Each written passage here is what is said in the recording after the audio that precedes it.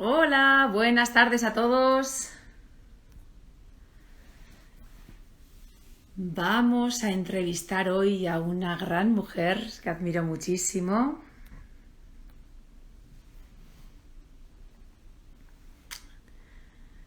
Hola, hola a todos. Hola Nora, qué alegría verte por aquí. Bueno, yo os presento un poquito a Mar, ¿vale? Ella es médico, está dedicada al desarrollo infantil y a la medicina integrativa. Tiene consulta tanto en Barcelona como en Sitges. Es autora y coautora de diversas publicaciones sobre desarrollo infantil y lateralidad y directora del aula de formación Jorge Ferrer. Todo eso y muchas otras cosas más, ¿verdad que sí? Yo quería contar, Mar, cómo nos pusimos en contacto, porque yo estaba leyendo este maravilloso libro que escribió Jorge Ferrer, tu padre, ¿verdad? Sí, Y Elisa Aribau. Y sí. claro, yo lo estaba leyendo con toda la mejor voluntad e intención, pero hay conceptos que me resultaban difíciles. Y yo entré en internet, busqué una manera de localizaros, escribí un mail y al día siguiente una llamada de teléfono de un número desconocido y dije, alguno, Telefónica, Vodafone, ¿quién será? Cogí el teléfono y me dicen, hola, soy Mar Ferré. Y yo, madre mía, ni que me hubiese llamado Beyoncé, qué emoción, por Dios.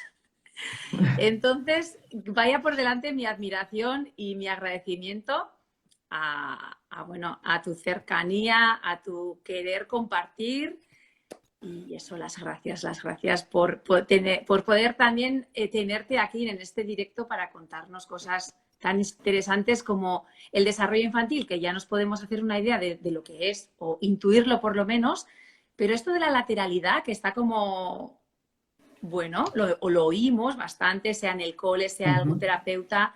Cuéntanos un poquito, ¿qué es eso de la lateralidad? Bueno, en primer lugar, permíteme que te agradezca yo a ti también el que hayas contactado y el que hayas organizado esto. Yo creo que es fundamental para, de cara al desarrollo de los niños, que trabajemos en equipo, que los equipos sean multidisciplinares y que podamos dar una visión holística de los niños, ¿no? Entonces, bueno, el concepto de lateralidad, la lateralidad no es más que otra de las fases del desarrollo de los niños.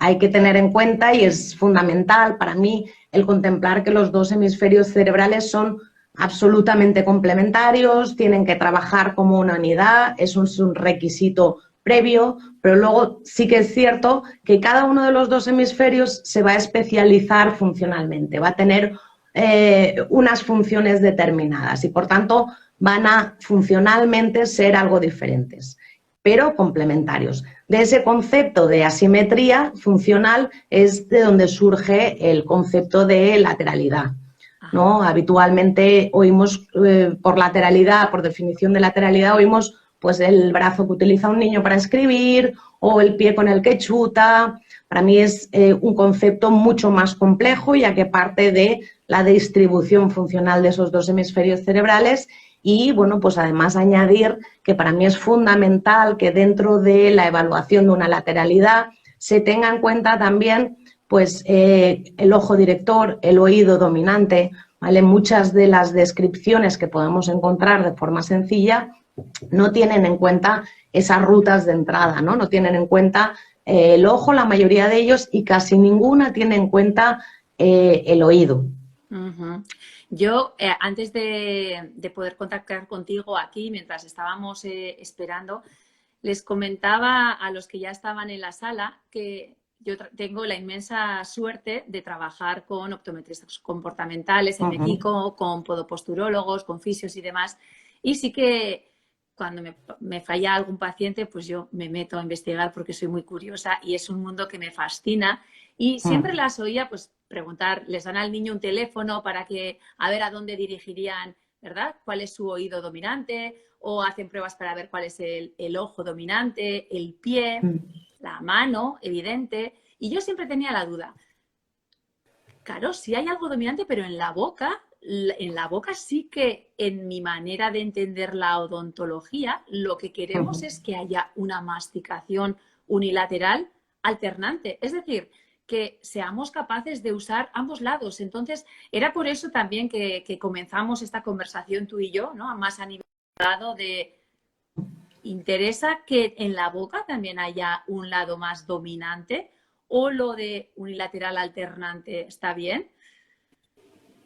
Son Sí, un temas... poco ¿Te he por perdido? ahí empezamos la conversación, ¿no? Porque yo también siempre le doy mucha importancia al hecho de que nos fijemos en la función, en las dominancias y demás, pero que la estructura, o sea, un requisito previo es que la estructura sea simétrica. Cuando nosotros tenemos un niño que tiene un cráneo asimétrico, una estructura craneal asimétrica, pues eso a veces nos puede condicionar luego una asimetría, ¿no? Y una falsa lateralidad, o el que contemos o el que evaluemos una lateralidad de forma incorrecta. Y un poco mi interés también surgió en los conocimientos, ¿no?, tuyos por ese tema o por esa vía, pues el hecho de conocer también, ¿no? Y luego nos explicarás pues si realmente la masticación debe ser siempre alternante y simétrica, hasta qué edad, si en algún momento puede ser que predomine más la masticación por un lado que por el otro, que es el concepto que yo tenía previamente antes de conocerte y demás. Ajá. Justamente con lo que has dicho, hace 2 semanas hicimos un directo con un osteópata y, claro, él también hacía alusión a él estaba hablando del cráneo y en un momento, pues claro, como en una mordida cruzada, imagínate, o cuando nos ponen una aparatología, un aparato fijo, al final hay tensiones en ese cráneo y decíamos, claro, y debajo de ese cráneo lo que está es el cerebro.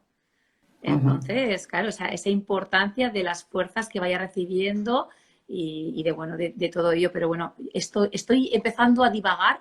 Voy a tenerme un poquito al guión, que si no tengo un peligro yo. Cuéntanos un poquito, Mar, lo que sería, porque yo muchas veces digo que debemos de conocer lo normal para saber cuándo estamos ante algo patológico o algo que no sea tan normal. Cuéntanos cuál es el desarrollo infantil normal. Vale, bueno, el desarrollo durante los 6 primeros años de vida, que es en el que nos centramos muchas veces en los cursos, porque es el que permite estructurar bien ese cerebro de cara a que pueda ofrecer buenas respuestas en el aprendizaje académico. Pues bueno, es un tema muy complejo, muy largo, que a veces abordamos a lo largo de 3-4 horas. Pero lo que sí que yo destacaría es que lo fundamental para mí es que hasta los 4 o 5 años de edad el desarrollo sea lo más simétrico posible. Por ejemplo, alerta a aquellos padres que dicen, bueno, pues mi hijo es zurdo o diestro, me da igual, desde el año de vida, y eso lo vemos clarísimo. Eso tiene que hacernos sospechar que un lado se encuentra mucho más bloqueado que el otro, ¿no? Entonces, tener muy en cuenta que ese desarrollo debe ser muy simétrico hasta construir esa unidad y a partir de ella estableceremos esos puntos de referencia. Y luego, bueno, pues también destacar el hecho de que muchas veces los papás consideran que el hito más importante a lo largo del desarrollo de su hijo, pues es el inicio de la deambulación. Los papás tienen muy clara el momento, la edad, la situación en la que su hijo empezó a caminar, pero a veces le restamos un poquito de valor o importancia a todos los hitos previos, como serían pues que el niño sea capaz de, en el segundo trimestre de vida, de voltear y que lo haga de forma simétrica hacia los dos lados, o que en el tercer trimestre de vida inicie el arrastrado hacia adelante, que en el cuarto trimestre de vida pues desarrolle la capacidad de gatear, y en ese gateo es muy importante que veamos que las 4 estructuras se mueven de forma simétrica, que no adopta malas posturas con las piernas, que extiende correctamente las manos y las apoya bien en el suelo para integrar bien esa palma de la mano. Ese gateo también es muy importante porque dirigirá la mirada hacia adelante y estará desarrollando la función binocular, ¿vale? Y cuando ya ha logrado consolidar todas esas etapas, entonces es cuando su sistema, tanto la estructura como el cerebro, se encuentra preparado para iniciar la deambulación. Pero eso puede ocurrir entre los 12 y los 18 meses de edad, ¿vale? Siempre y cuando la estructura esté bien preparada. Ajá. Y esos serían un poco los puntos claves, muy resumido, a lo largo del desarrollo. Luego, a los 3 años, alcanzará la capacidad de mantenerse sobre un pie porque habrá integrado completamente esa línea media.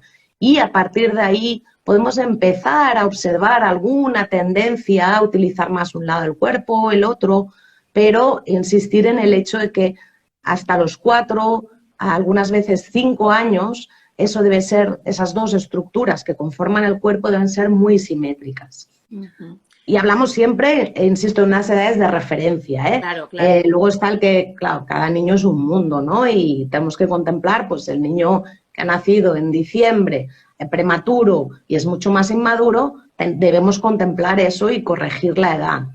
Por supuesto, todo esto siempre es orientativo, pero bueno, sí que tiene que haber pues, unas nociones. Es importante que los padres, yo recuerdo, mi hija mayor ya tiene 11 años y medio, casi 12, y cuando fui madre, todas estas cosas te dan como, bueno, el saber por lo menos esos hitos, ¿verdad? O qué es lo normal para saber dónde se mueve tu hijo, ¿verdad? O qué cosas, qué importante es eso de dejarles en el suelo. Estas cosas, pues bueno, que por fáciles y tontas que pensamos que sean, lo importante que es, porque todo eso lleva un proceso de rutas neuronales, de movimientos que se van integrando para dar paso a otros. Es decir, que tenemos un modo de vida ahora que queremos hacer las cosas deprisa, queremos que anden deprisa, queremos que lean deprisa. ¿Qué hay detrás de todo eso de querer leer? Esas escuelas en las que vemos que a los 4 o 5 años empiezan ya a enseñarles a leer. Sí, efectivamente. Muchas veces, evidentemente, nos encontramos con problemas que han influido a lo largo del desarrollo, pues de tipo biológico, emocional, osteopático, millones de causas, ¿no? Pero muchas veces cuando indagas el por qué el niño no ha gateado, pues a veces es tan sencillo como que no ha tenido ni un espacio ni un tiempo, ¿no? Pues el niño ha ido un poco a caballo del ritmo de los padres sin que los padres hayan adaptado al ritmo del niño. Y bueno, y eso lo vemos, y como tú dices, queremos correr mucho, vamos con muchas prisas, y el desarrollo infantil pues requiere su tiempo, su espacio, ¿no? Y eso es importante ofrecerles. Y en cuanto al tema de lectura, pues lo mismo. Muchas veces se plantea pues, que si tenemos un alto índice de fracaso escolar o de problemas de lectura, los planteamientos que vienen impuestos desde arriba a veces es iniciar antes la lectoescritura, cuando eso lo que va a hacer es forzar sistemas todavía menos preparados, todavía menos desarrollados, y que al final lo que va a producir es una mayor problemática, una mayor desmotivación. ¿Por qué? Porque ese sistema nervioso simplemente, como tú has dicho, no ha activado esas estructuras o esos circuitos que son necesarios para que el niño aprenda a leer o aprenda a escribir, ¿no? Y si nos fijamos en otros países de Centro, Norte Europa, muchas veces inician la lectoescritura mucho más tarde, a los 6, 7 años. De esa manera, pues aseguran, pues la mayoría de niños del aula van a estar bien preparados, bien organizados para ello. Cuando has dicho el darles un espacio para que estén en el suelo, me has hecho recordar también lo que nos ocurre también cuando los niños comienzan con la alimentación complementaria. La importancia también de darles la posibilidad a ellos de que coman ellos, para que también de esa manera es más fácil que se instaure una masticación, pues a veces por un lado, a veces por el otro. Cuando los colocamos en la trona y nosotros vamos a toda leche con prisas y siempre les damos la comida desde el mismo lado, ni estamos ayudando a esos niños que estén pues afinando un poquito esa capacidad de coger con la mano, verlo, llevárselo a la boca, y además pues que estamos ya modificando sus estructuras masticatorias más dirigidas hacia un lado. Perdón que tengo aquí a mi hijo. Efectivamente, claro, tú habrás evaluado en ese sentido, ¿no? En cuanto a la función masticatoria, pero bueno, yo no había caído quizá en la cuenta quizá de que muchos padres le pueden dar la comida a sus hijos desde un lado, desde el punto de vista mío en cuanto a función, simetría, lateralidad y demás. Pues eso también sería un error grave si siempre le damos al niño la comida desde el mismo lado, porque vamos a estar siempre estimulando el mismo brazo, el mismo oído, el mismo Ojo, ¿vale? Por tanto, lo correcto sería o que vayamos alternando los dos lados o bien que le demos al niño de comer desde la parte delantera, ¿no? Eso De es. comer o que, bueno, que él pueda participar, sí, sí. Claro, al final son cosas pues del día a día a las que no prestamos atención, pero por lo menos en mi casa y en muchas otras que conozco, cada uno ya tiene su sitio, la trona está siempre ahí en su sitio y el que le da de comer, no siempre, pero también suele tener, pues o es la misma persona o se la da del mismo sitio. Y al igual que cuando los colocamos en el pecho, ¿verdad? Están en un pecho, claro, si yo soy diestra, yo recuerdo Claro. que a mí me resultaba mucho más fácil darle el pecho izquierdo porque así tenía la mano derecha libre, la mía, la buena, para seguir haciendo un millón de cosas más. Pero sí, el espacio, ¿verdad?, que queda libre para que los niños vayan conociendo el mundo, pues tienen que ir alternando. Sí, no, y en el pecho, en cuanto al pecho y biberón, pues eso sí que lo insistimos, ¿no? Pues que si le vamos a dar biberón al niño, sea de un lado, luego del otro, como sería en el pecho, que normalmente es más alternante, sí, para no condicionar respuestas en el futuro en cuanto a lateralidad. Qué bien. Me encanta, me encanta, me encanta todo esto. Es que me parece tan emocionante y tan... cuéntanos un poquito, porque también, yo no sé, tengo 2 hijos y en clase de ellos, pues al final hoy en día es como cuando a mí me dicen, oye, esto de los aparatos es un poco moda, ¿verdad?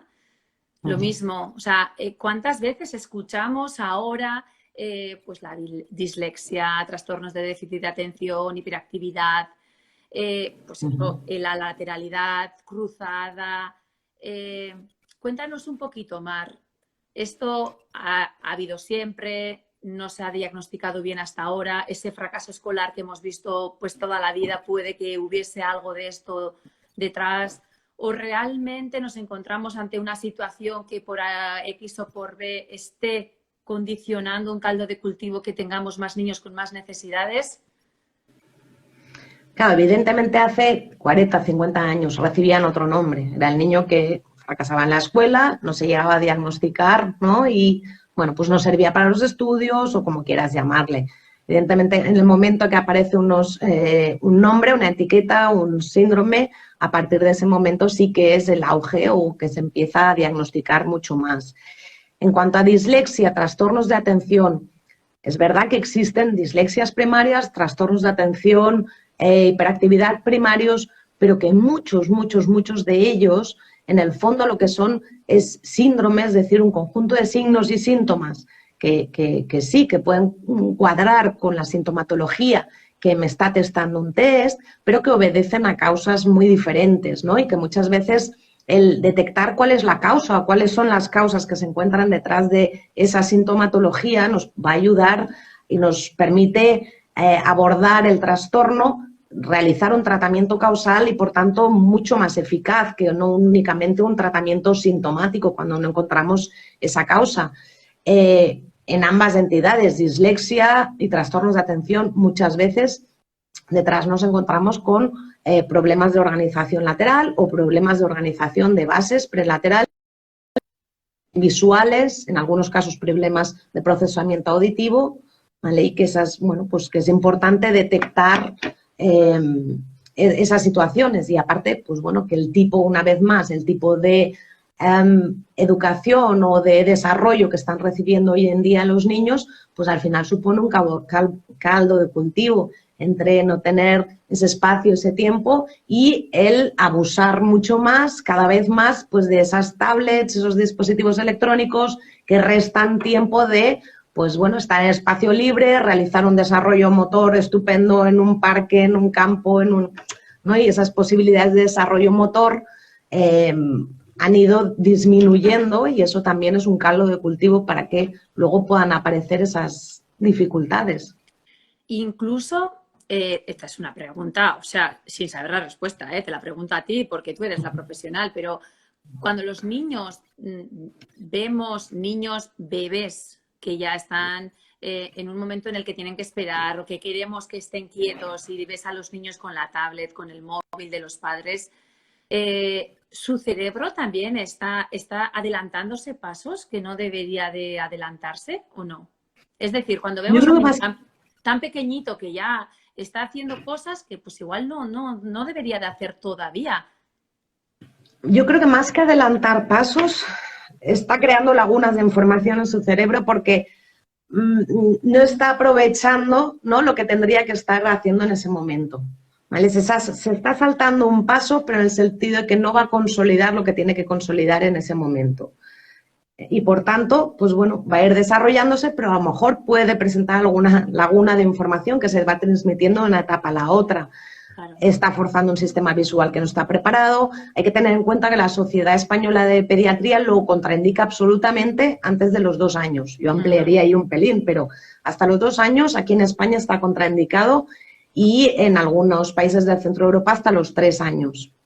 Claro.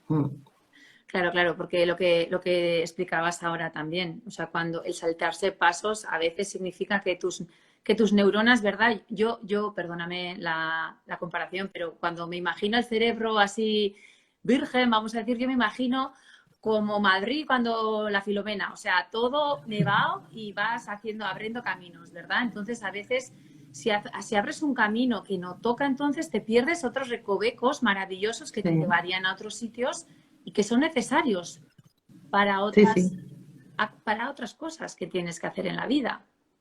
Sí, exacto. Estamos, ¿no? Existe un orden y una jerarquía en cuanto a la evolución de esas estructuras cerebrales y hay que ir paso por paso, ¿no? Y no forzar situaciones porque eso no lleva a nada positivo, sino que va en detrimento de que el desarrollo sea armónico. Claro. Y para esos padres, que hay muchísimos, que claro, pues padres, si tú no eres de un ámbito sanitario, pues a veces no tienes este conocimiento ni tienes por qué haber escuchado de que hay maneras diferentes de trabajar pues una dificultad o algo que le han dicho en la escuela que está pasando con su hijo, más allá de la medicación. Los de Barcelona y Sitges sabemos dónde tienen que ir, pero ¿por dónde? ¿Qué tipo de especialista tienen que buscar? Porque muchas veces no saben por dónde empezar, no saben si ir al psicólogo, al psiquiatra, al pediatra, yo qué sé. Ya, es complicado, porque a veces, ya digo, al final algunas de las terapias acaban siendo multidisciplinares, porque la situación es multicausal, ¿no? Pero para mí, el punto principal para iniciar esa terapia es tener muy clara la causa o las causas que están comportando esa dificultad. Y a partir de ahí ya buscamos profesionales específicos que van a ir trabajando en conjunto de esa sintomatología, ¿no? Y a veces es una única causa. Pero el determinar quién es muy difícil porque depende de cada situación, depende de cada niño, va a tener una dificultad u otra, ¿no? Claro, y ese diagnóstico inicial de con quién empezar, claro, muchos pediatras no están tan actualizados respecto al desarrollo infantil o bueno, no sé. Bueno, la cuestión es un poco lo que comentabas al inicio. En medicina también nos acostumbramos a estudiar 6 años seguidos patología y poca fisiología. Entonces, ¿no? El desarrollo normal prácticamente no se trata, es solo patología. Sí. Lo mismo. Es que es así como ocurre en la boca. Entonces estamos preparados para ver problemas y no sabemos... Claro. No sabemos reconocer la normalidad o cuándo deberíamos de empezar a chirriar un poquito con esa normalidad. Bueno, veo que hay muchísima gente conectada. Si alguien tiene alguna pregunta concreta que quiera hacer, que aproveche, que tiene aquí a toda una eminencia del desarrollo infantil. Y si no, sé que a ti también te interesaba saber un poquito, porque lo has dicho al principio, pues el cómo integrar la boca, ¿verdad? Venga, dispara. No, sí, yo también quería que tú nos explicaras, porque ya te he dicho, pues para mí la estructura es fundamental, ¿no? Entonces, trabajaba mucho más con osteópatas, pero bueno, para mí el descubrimiento de, según qué técnicas a nivel de odontología, también han sido un gran camino que he descubierto, porque, bueno, pues siempre teníamos esos brackets, esos aparatos, pero que no queda claro porque hasta que la mandíbula no acabe de crecer no se puede colocar y cómo trabajarlo, trabajamos con osteópata. Entonces, bueno, también desde la boca, para mí es fundamental la boca, pues bueno, porque forma parte de esa estructura craneal, porque forma parte de esa estructura que me permite mantener la postura y demás. Entonces también quería que nos explicaras un poco pues tu abordaje, tu punto de vista, bueno, eso que has explicado de la masticación alternante y que creo que es muy importante también tenerlo en cuenta. Claro. En nuestra manera de trabajar también lo prioritario es la función. Vamos a decir que, como yo muchas veces digo, que como decía el fisiólogo francés Jean-Claude Bernard hace ya 2 siglos o una cosa así, la función crea el órgano y el órgano es el que proporciona la función, pero sin una buena función no hay una buena estructura prácticamente. Y en la boca, menos. Y es esa parte en la que cojeamos muchas veces los dentistas de que queremos esperar, como tú bien has dicho, para hacer técnicas que ya conocemos, que muchas veces necesitan de dientes definitivos para hacerlas. Pero, claro, mientras tanto, si un niño ya presenta una mordida cruzada con 3 años, la cuestión es que no va a poder masticar de esa manera unilateral alternante. O sea, cuando hay una masticación unilateral, en el 98, muchísimo por ciento, ese niño va a comer por el lado cruzado constantemente, con lo que osteopáticamente trae de que el esfenoides también estará hacia un lado más, los temporales se sobrecargarán muscularmente y además a nivel propioceptivo también, porque la boca se dice que es posturalmente, que es un disruptor importantísimo y la percepción que se puede conseguir a nivel de la boca muchas veces no se controla. O sea, cada vez que colocamos algo en la boca, sea un bracket, sea un empaste, sea otro material, ahí estamos cambiando la sensorialidad de la boca. Hasta da un poco de miedito saber que, wow, menudo territorio el que tenemos enfrente, pero sí que es cierto que en nuestra manera de trabajar, lo que quería decir, que somos muy pro de actuar cuanto antes. Siempre desde la prevención, pero cuando ya nos viene un niño con una patología instaurada, no esperar. No porque no seamos capaces de hacerlo luego, pues por supuesto que sí, pero cuanto antes ese niño podrá desarrollarse a nivel masticatorio, a nivel craneal, a nivel intelectual, a nivel todo postural, muchísimo mejor. ¿A partir de qué edad, Eider? Dime. ¿Consideras, perdona, disculpa, a partir de qué edad dirías? A partir de cualquiera. Por ejemplo, cuando en el momento en el que estamos tomando pecho es el único momento en el que hacemos un movimiento anteroposterior puro. No hay ningún movimiento lateral de la mandíbula. Pero una vez que comenzamos con la masticación, con la alimentación complementaria, sí que hay, pues la mandíbula es como las vacas. Yo les digo a mis pacientes, ¿has visto una vaca comer? Así, pues nosotros vamos parecido, pero sin ser tan exagerado. Entonces, sí que para que el crecimiento se dé de una manera óptima, hay unas cuantas leyes de desarrollo de Pedro Planas, que él describe muy bien en su libro, que en esa época de crecimiento es vital que comamos de una manera alternante, no bocado y bocado como los pies cuando caminamos, pero sí que a veces por un lado y a veces por el otro. Y en nuestro caso sí que nos encontramos con que lo blandito que son los alimentos hoy en día producen que no se canse lo suficiente ese sistema masticatorio de ese lado. Los masiteros, los músculos no se cansan comiendo tortilla, no se cansan comiendo pan Bimbo. Entonces, eso tampoco ayuda a que tengamos una función simétrica, sino que nos quedamos en un lado.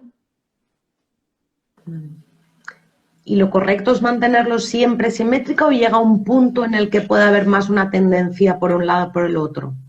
Simétrico en cuanto a generalidad, pero sí que, y esa era mi pregunta también inicial de cómo será, sí que también tenemos una dominancia, por ejemplo, cuando tenemos una exigencia masticatoria más grande. O sea, por ejemplo, el primer lado por el que atacas tú el chuletón, pues será probablemente siempre el mismo, pero luego tenemos que tener apoyo del otro. Pero sí que no sabría decirte, mira, eso nos da pie a seguir investigando y a seguir haciendo cosas que, vamos, así nos divertimos, ¿verdad? Algunas. Sí. Saber en qué etapa, hasta qué etapa sería, supongo que será diferente también en chicas, en chicos, por el crecimiento, pero mira, me parece interesante saber un poquito más de eso, de esa unión, porque que hay unión está claro, pues dicho, porque la boca es multisensorial y muchas veces también lo que vemos en la boca somos conscientes de que es un reflejo de algo mayor, de una dispercepción más sistémica, o sea, que es un síntoma más. Cuando vemos los dientes desorganizados, pues muchas veces es algo más que como síntoma tiene pues también la boca mal. Exacto. Sí, sí, un poco lo que comentábamos, ¿no? De que no se puede bloquear un lado, tienen que cooperar los dos, pero a lo mejor llega un momento en el que, pues eso, esa primera mordida, esa con más fuerza, con más, Sí, ¿no? Es más sí. tendente hacia un lado. Sí, sobre todo eso, cuando estamos más pues cuando necesitamos esa exigencia o cuando estamos comiendo con ese placer de Dios, cómo me gusta esto, pues probablemente tengamos ese lado y sería interesante ver la correlación con el resto de captores o entradas sensoriales del cuerpo, si coincide, si no coincide, ¿verdad? Esto sería, bueno, un mundo maravilloso explorar, pero sí que de adultos, por ejemplo, nosotras que trabajamos también con deportistas para mejorar el rendimiento y demás, todo lo que es control de tono muscular basal, reducir lesiones también se basa en una masticación unilateral alternante también en personas adultas. Y de hecho también muchos estudios, ¿no? Paleontológicos que se han hecho para determinar qué lateralidad existía hace millones de años. Algunos de ellos miran muescas dentales, de diferencia de muescas dentales. Lo que pasa que es cierto que ahí puede haber un condicionante de utilización manual, pero se ha tenido en cuenta eso en los estudios de lateralidad, ¿no? De hace millones de años. Ahí me tienes que pasar esos estudios, por favor. Qué maravilla. Los pasaré. Sí, sí, sí.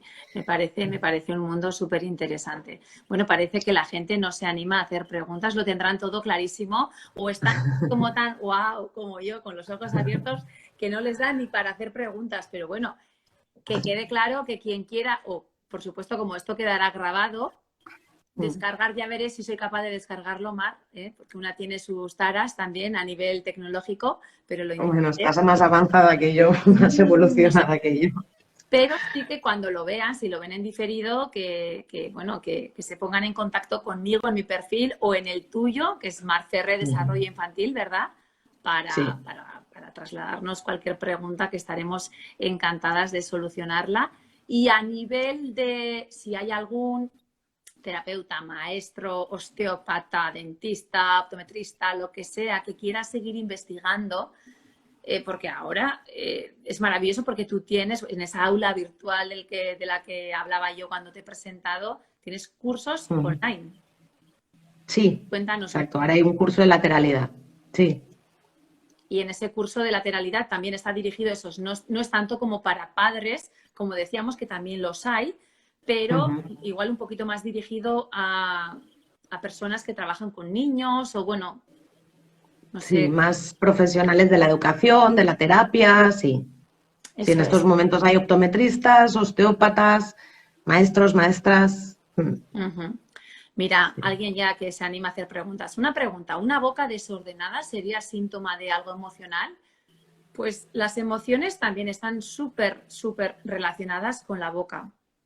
Hay diversas teorías como la transgeneracional o la biodescodificación dental, que te hablan de cada diente que corresponde con una situación específica o con un órgano incluso, pero también es que todo va unido. Yo creo que la gran tara del cómo vemos, cómo entendemos la medicina es el separarla, el querer separarla. Compartimentar. Sí, porque es todo. La emoción ya la emoción por puramente ser emoción, pero esa emoción hará que tu corporalidad cambie, que todo cambie. Entonces, por supuestísimo, Adriana, Sí. todo está relacionado. Incluso, pues más grande, a veces yo cuando veo lo que pasa en los tratamientos, en cómo evolucionan, a veces me dicen, ¿tú qué pasa? ¿Que eres la pitonisa Lola? O sea, es que es todo uno. Y cuando ves cómo va respondiendo la boca, te puedes hacer una idea de cómo es la personalidad, la manera de entender la vida de ese niño o de ese adulto. Claro, cambian luego posturalmente, emocionalmente, ¿no? Claro, Mm, claro. sí, sí. Yo siempre digo que hay que Gracias, Adriana. valorar como un todo, un conjunto, lo físico, lo emocional, lo mental, la estructura, todo, la biología, todo. Todo. Que no podemos compartimentar porque un niño o una persona es un conjunto de, ¿no? de todas esas situaciones. Todas esas situaciones y todas van reflejándose de una manera o de otra, pues en la estructura o en la función o en Sí. ambas. Y por eso también la maravilla de esos tratamientos multidisciplinares, como hemos dicho, y como siempre hablamos de lo mismo, al final, con todo el mundo que hago directos, pero es que es la verdad. Es Sí. como nos han diferenciado, cada especialidad tiene su región y pues no, porque a veces tenemos que, bueno, trabajar en equipo, que es además muchísimo más divertido y mucho más gratificante y mucho más maravilloso. Y ya te digo, cada vez que puedo me meto en la sala de las optometristas. En otra vida seré optometrista, lo tengo claro. Sí, sí. Bueno, pues yo creo que la gente, oye, está teniendo las cosas bastante claras porque no hay muchas preguntas. ¿Será que todos son listísimos? A mí me parece, la verdad, que me cuesta todavía cuando hay cosas de esta técnica que yo utilizo para trabajar, donde tengo que pensar en el movimiento que se realizará después de este contacto. Entonces, ¿qué tengo que hacer? Yo empiezo a mover las manos así delante del paciente porque me cuesta. A nivel como con la tecnología, tengo ahí en ese proceso de integración y de actuar. Alguna autopista cogí en su día que no me la ha puesto fácil, pero bueno. Mira, a ver, tenemos otra pregunta de Eva. Y cuando ves que un niño no tiene un buen equilibrio, ¿por qué ejercicios comenzar? Claro. Lánzate tú. Depende ahí, ¿no? Desde luego también pues contestar tú, a ver, depende de si se trata de un problema de tono o si no ha consolidado bien todas esas bases prelaterales o si tiene algún reflejo poco integrado, que en definitiva todo está integrado, ¿eh? Pero ejercicio concreto, pues ejercicios de equilibrio, evidentemente, o el que trabaje con reflejos, de movimiento rítmico, pero bueno, se trata de ver por qué no ha integrado bien ese equilibrio y empezar a partir del momento de bloqueo, ¿no? De esa fase de bloqueos, desde mi punto de vista. Y luego, pues bueno, si hemos hablado que toda la postura, ¿no? Pues se basa sobre información de mandíbula, propiocepción, auditivo, visual, ver si algún aspecto de estos falla, ¿no? También. Eso es, eso es. Nosotros lo que hacemos en la consulta son unos test posturales en los que podemos observar qué parte del cuerpo es el que más tensión o inestabilidad, desequilibrio está creando en ese sistema. Y si es el pie, si es el ojo, si es el oído, si es la boca, la que está impidiendo tener una correcta postura. Y probablemente ese desequilibrio, pues además de la edad, por supuesto, pero haciendo una buena historia, unos buenos test, es como vamos a indagar sobre todo el por qué, como decía antes Mar, qué es lo que está pasando, por dónde tenemos que empezar, porque serán muy diferentes los ejercicios de una terapia visual o los ejercicios que pueda hacer un terapeuta auditivo o colocarte unas plantillas propioceptivas. Posturólogo, sí. Efectivamente. Pero Toda la muchísimas gracias. estimulación vestibular pues le irá bien, pero evidentemente cuanto más específico y más desde la causa, pues mejor. Claro, claro. Sí, sí. Qué bien, pues muchísimas gracias, Eva, por hacernos la pregunta. Y bueno, si no hay más preguntas, lo que podemos hacer es, antes de despedirnos, Mar, pues hacer como un pequeño resumen de lo que hemos hablado, que podríamos decir, a ver, venga, otra pregunta. Muy bien, así me gusta. Una pregunta. Relación del sistema vestibular con el auditivo. Signos de alarma. Toma, esa te la dejo enterita para ti. Vale. Un lío. Bueno, se encuentra todo en el oído, por tanto, por ejemplo, están muy interrelacionados. Por ejemplo, aquel niño que tiene muchísimas otitis de repetición en la primera infancia puede tener problemas de equilibrio más adelante, ¿no? Bueno, más adelante en la primera infancia, o sea que se encuentra muy relacionado. Por eso es muy importante, también decía antes, el tema biológico, no he explicado, ¿no? Pero es muy importante que la biología acompañe todo ese desarrollo, pues el asegurar que los oídos ventilan bien, que no tiene otitis de repetición, que a veces son asintomáticas y pueden pasar desapercibidas, pero el niño tiene moco ahí que lo que está interfiriendo o está influyendo es en la audición y, por tanto, más adelante, si esa información no entra bien, va a tener dificultades probablemente del lenguaje y, además, en el control del equilibrio, ¿no? Porque se encuentra todo interrelacionado y situado en el mismo órgano. Qué bien, claro. Pues muchísimas gracias al que ha hecho la pregunta. Yo os diría también que la mandíbula, imaginaos, en la zona, o sea, todo queda aquí, pero es que la zona donde se relaciona el cóndilo con el temporal está justamente a nada, a milímetros de lámina ósea. Entonces, el tener también un impacto, imaginaos, porque estamos comiendo siempre por ese mismo lado o porque tenemos una interferencia que impacta en ese lado, tampoco nos ayudaría. También a nivel de vértigos o de inestabilidad, pero incluso pues con acúfenos o con ruidos, con pitidos, también puede estar relacionada una mala función del sistema masticatorio. Sí. Yo te digo también que muchas veces que aquellos niños que tienen otitis unilaterales hay que vigilar, siempre del mismo lado hay que vigilar mucho la estructura, ¿no? Una bacteria te va a afectar a los dos oídos, pero si siempre un niño tiene otitis en la derecha o en la izquierda, lo que sea, siempre en el mismo lado hay que vigilar la estructura, porque además eso luego nos va a condicionar un desarrollo asimétrico, ¿no? Probablemente. Sí, tanto el oído, el ojo, ¿verdad? Que parece que son cosas que... Pero claro, si no escuchas bien, estás como ladeando, o sea, todo tu cuerpo va a adecuarse a que escuches mejor, a que veas mejor y para eso tienes que torcer el cuello, esa musculatura que adquirirá más tono estará provocando otras cosas a nivel de espalda, de mandíbula. Entonces, repetimos lo mismo, pero sí que es importante, bueno, pues detectar, conocer cómo es un desarrollo normal para detectar cosas que nos tienen que hacer ponernos un poquito alerta y saber que hay maneras de trabajarlas más allá de medicación o, bueno, más allá de tratamientos un poquito más hostiles o yo qué sé, no sé cómo llamar. Sí.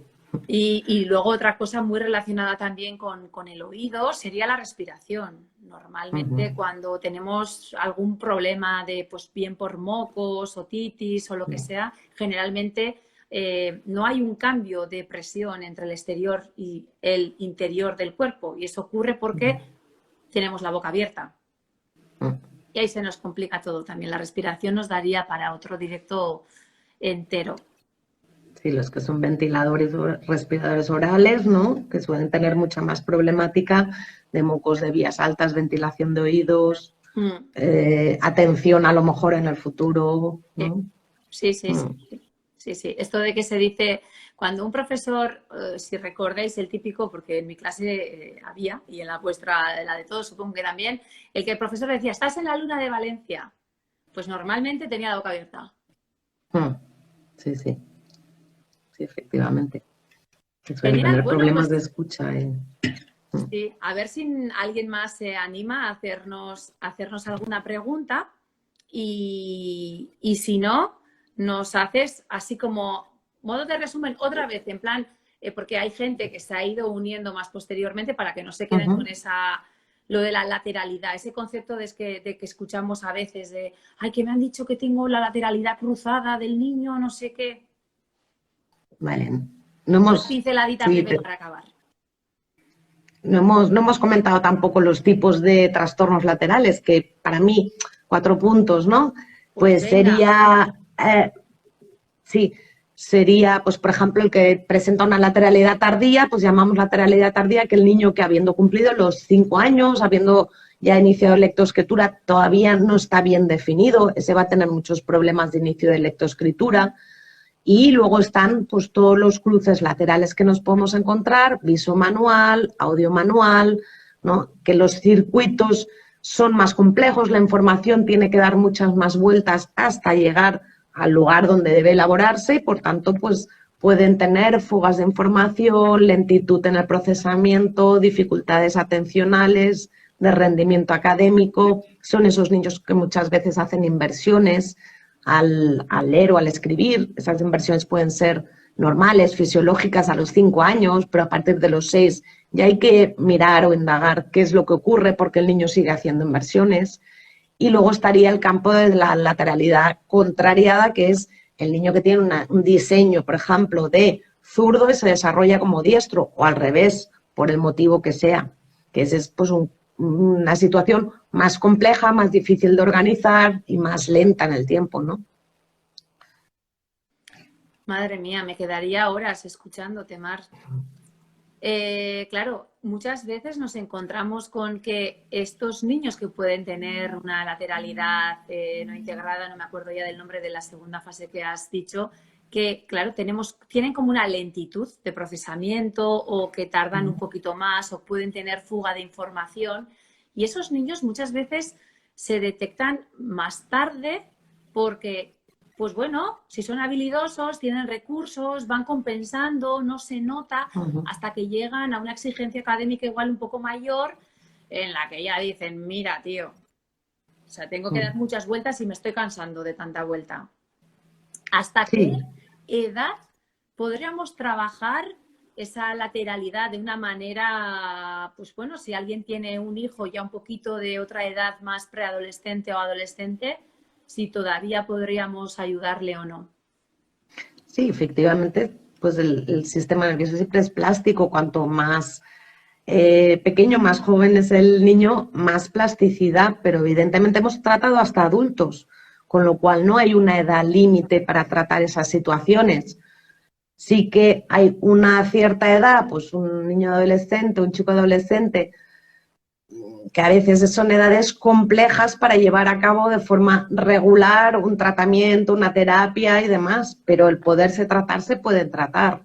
Cuanto antes lo detectemos, más fácil va a ser el poder realizar una terapia de forma regular con el niño y más fácil va a ser pues el que pueda reorganizarse, aparte que, bueno, pues no habrá ido acumulando tantas dificultades, ¿no? O sea que si podemos...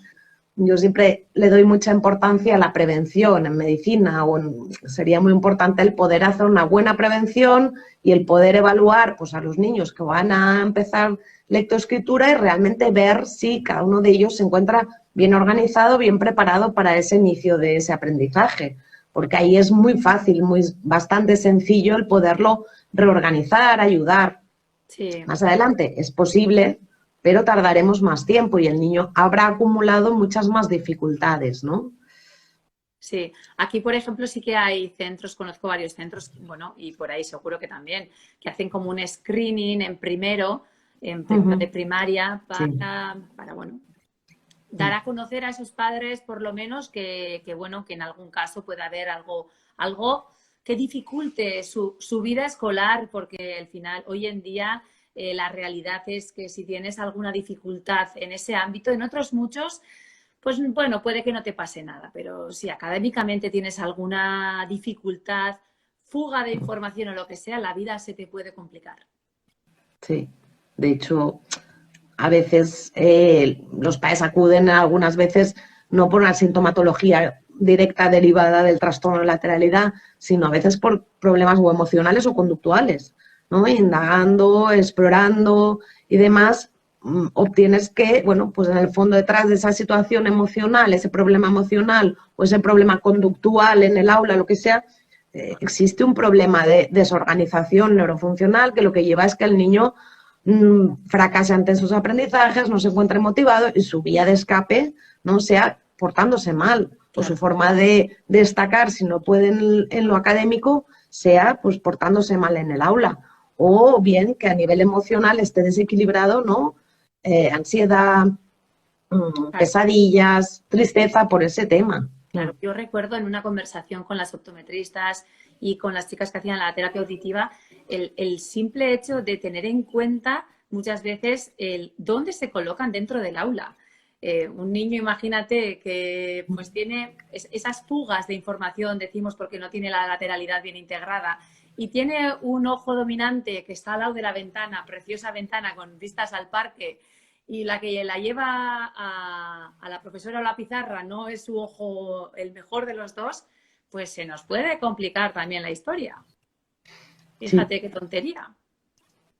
Sobre todo en el momento en que se está organizando, luego evidentemente no, en el que estamos haciendo una terapia. Lo ideal sería poder realizar esa rotación y lo ideal sería que todos los niños, a veces nos encontramos que ahora que en esos trabajos en equipo, esa cooperación, ves que las mesas están configuradas de tal manera que uno de los niños está todo el día de espaldas a la pizarra o a la profesora, ¿no?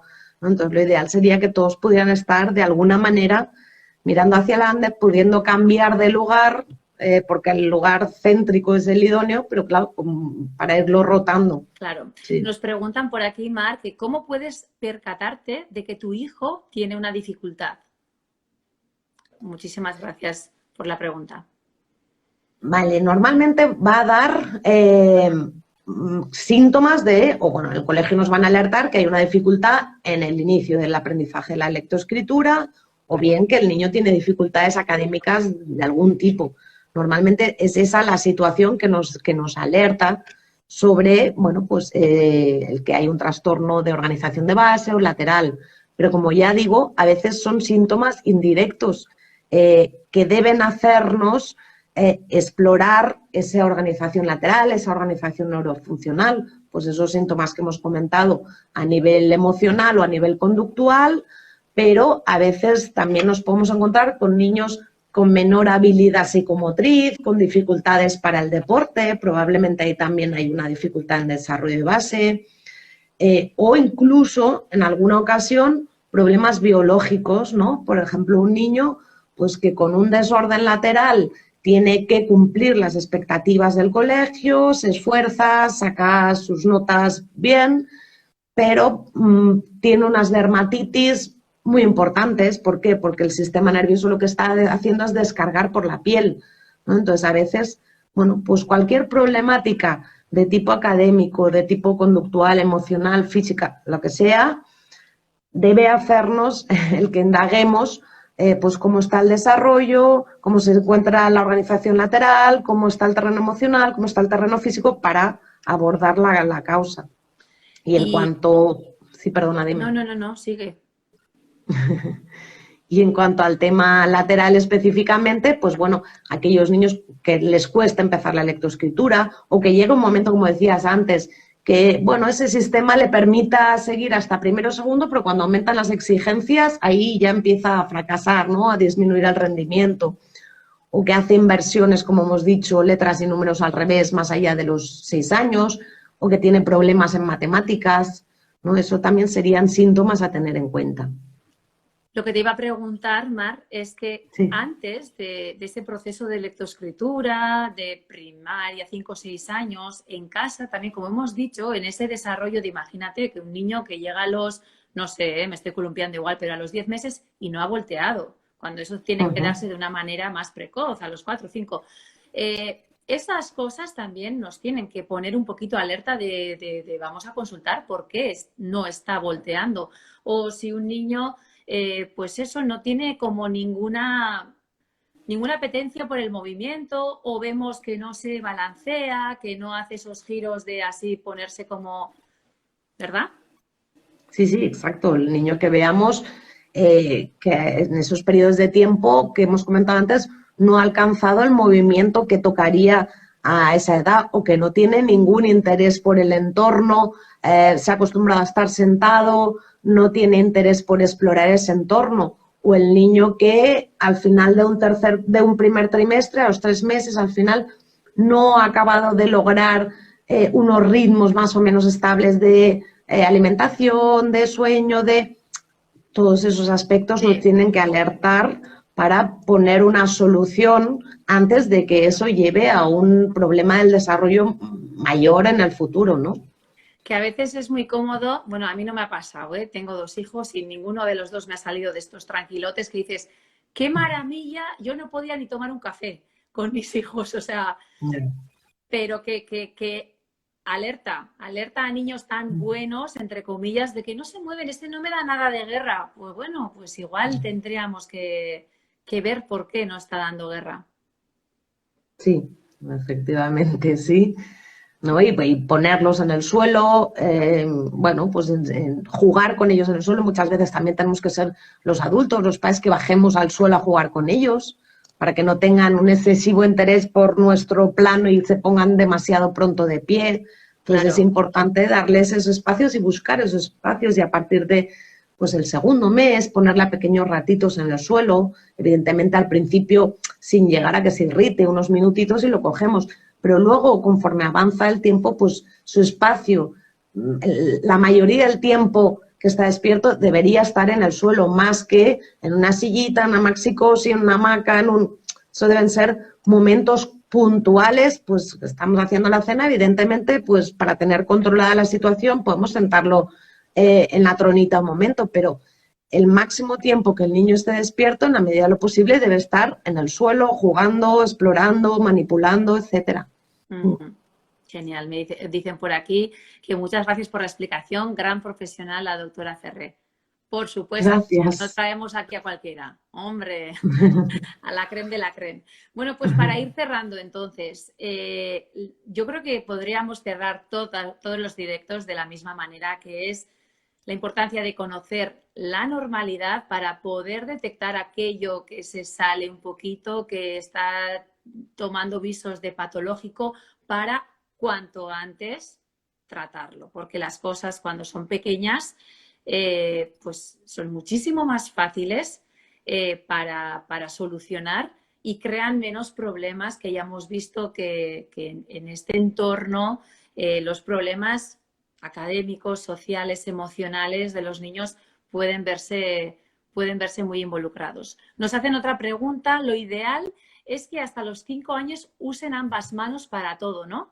Si desde pequeño tiene una clara tendencia zurda, ¿debemos mirar el ojo dominante en el futuro?